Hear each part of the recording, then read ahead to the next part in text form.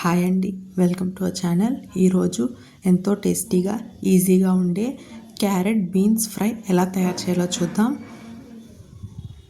ముందుగా stove on చేసి ఒక వెసల్లో వాటర్ వేసుకొని పైన స్టీమర్ గిన్నె పెట్టుకొని అందులో కట్ చేసుకున్న బీన్స్ అలాగే క్యారెట్ని వేసుకొని ఒక 10 to 15 minutes బాగా స్టీమ్ చేసుకోవాలండి.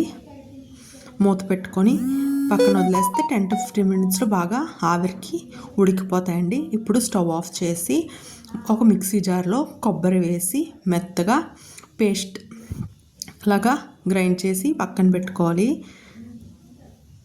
ఇప్పుడు స్టవ్ ఆన్ చేసి కడాయి పెట్టుకొని అందులో ఆయిల్ వేసుకోవాలండి.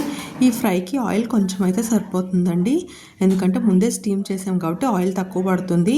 ఇప్పుడు అందులో ఆవాలు, జీలకర్ర, శనగపప్పు,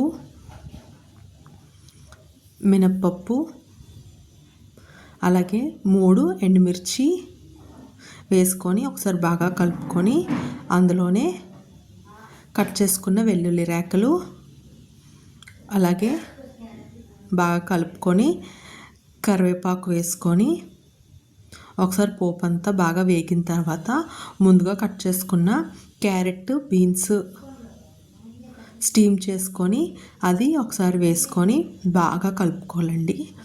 పోపు అంతా ముక్కలకి పట్టేలా కలుపుకొని ఇప్పుడు అందులోనే కొద్దిగా పసుపు, రుచికి సరిపడా ఉప్పు వేసుకొని 5 నుంచి 10 నిమిషాల వరకు మధ్య మధ్యలో కలుపుతూ ఫ్రై చేసుకోవాలండి. ఈ కర్రీ చాలా హెల్దీ అండ్ చాలా టేస్టీగా ఉంటుందండి. పిల్లలు క్యారెట్ అయితే తినరు కదండి, ఇలా చేసి పెడితే చాలా ఇష్టంగా తింటారు. ఇప్పుడు మధ్య మధ్యలో కలుపుతూ బాగా ఫ్రై చేసుకున్న తర్వాత ముందుగా రెడీ చేసుకున్న కొబ్బరి కూరను కూడా వేసుకొని బాగా కలుపుకొని ఒక 5 నిమిషాలు ఫ్రై చేసుకోవాలి.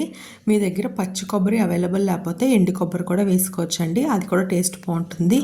ఇప్పుడంతా బాగా కలుపుకొని స్టవ్ ఆఫ్ చేసి ఒక సర్వింగ్ బౌల్లో తీసుకొని రసం, సాంబార్కి సైడ్ డిష్గా లేదా రోటీతో కూడా తింటే చాలా యమ్మీగా ఉంటుందండి.